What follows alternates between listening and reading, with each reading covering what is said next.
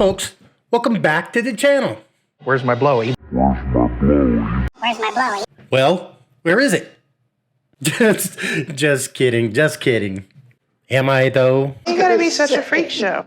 If you don't get that reference, this is probably the wrong video to start with. This is actually my third installment roasting the absolute disaster that was A&E's reality show Adults Adopting Adults, which was a series that they filmed 10 episodes and only 3 made it to air before they absolutely blew it up and evaporated it from the internet. There's a good reason why. If it was my poster, I'd want it to say, "Welcome to Ohio, where's my blowy?" But Oh, hell no! Now, to catch you up, Danny and Christy are a middle-aged couple from Ohio who, out of the kindness of their heart, open up their home and decide to adopt a young homeless woman from Austria, 20 years old, who's down on her luck and pregnant.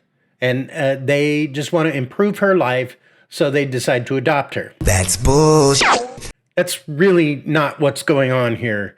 Actually, Danny is the one that wants to adopt her. His wife, Christy, wants nothing to do with it, honestly, and is just going along because, I don't know. He's got her so up, he gaslights her so much that he makes her feel bad if she's not going along with it. Meanwhile, it's pretty clear from the beginning that Danny has other intentions. I most certainly am very, very concerned that I may become physically attracted to Ilana.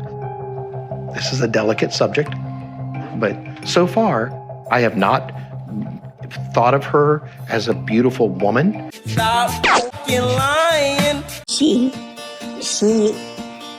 wants to be with me.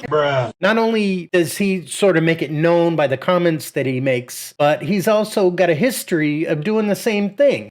He tried to adopt a young 18-year-old girl who was buying a puppy from him until he fell in love with her. Danny's 56. On top of that, Danny's cheated on Christy more than a couple of times, and he's a creep. How are you going to be with us spending time together alone? Oh. Obviously, I've got to be appropriate. That'd be great. Anyways, that's where things kind of pick up. And it's at this point that Ilana has made it over to the States.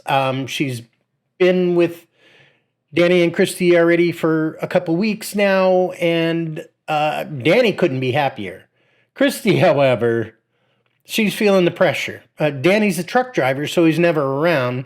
So Christy has to take care of Ilana, take her to all her doctor appointments. By the way, the baby is breech, and they may have to induce. The medical bills are piling up, and Christy, who didn't want this in the first place, is just saddled with all this bullshit.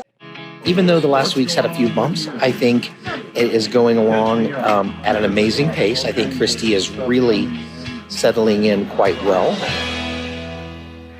But it clocks that Danny is blissfully unaware of how his wife feels about the whole situation. Life couldn't be much better for me right now. It's awesome. You know, I'm positive, I'm supportive, I'm friendly.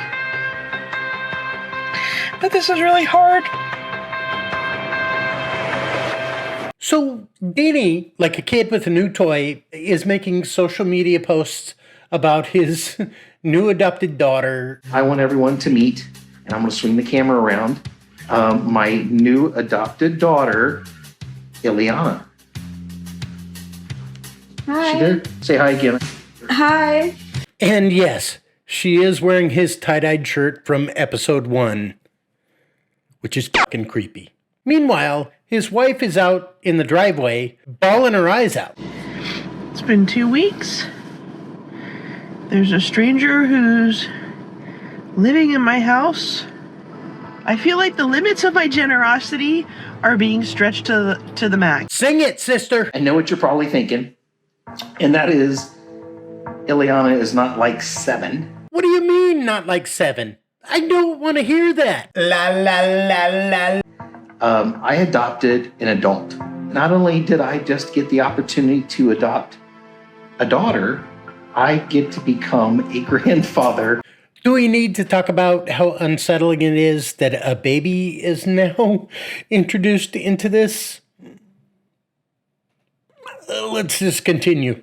And Danny says, well, she's taking it really well, all things considered.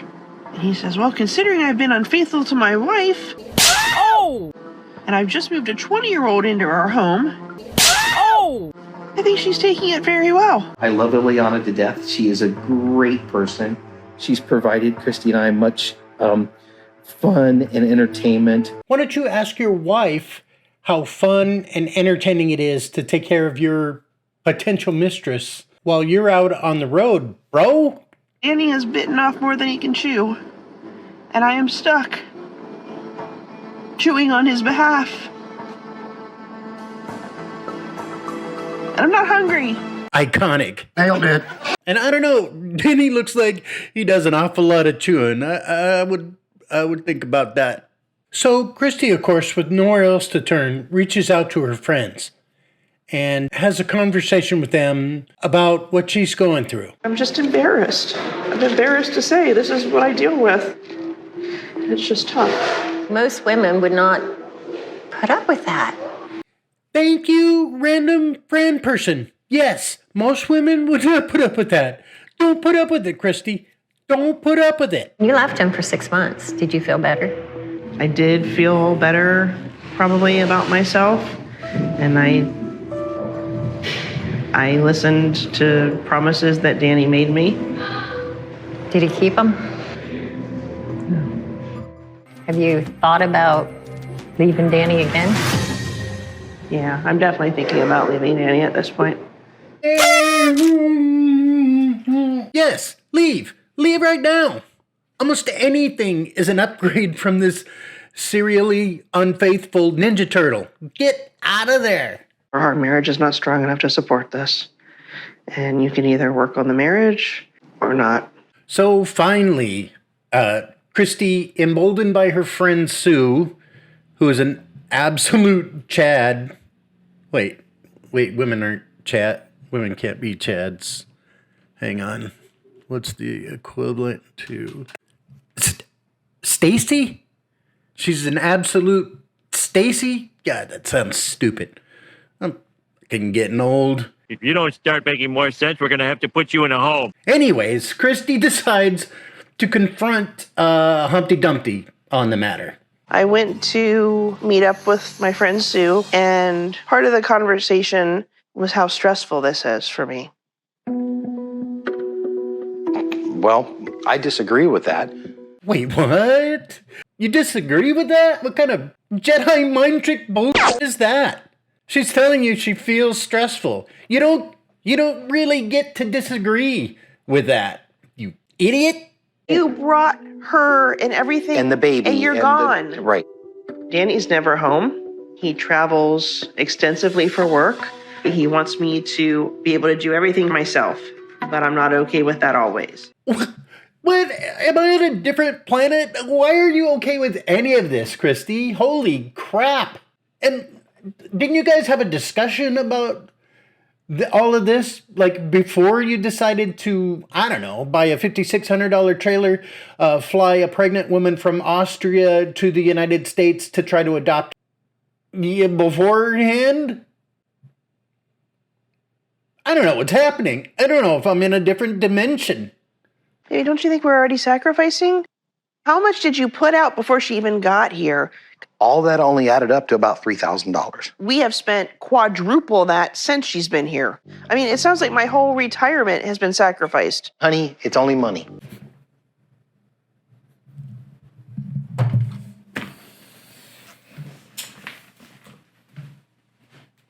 You're paying these bills with her retirement money?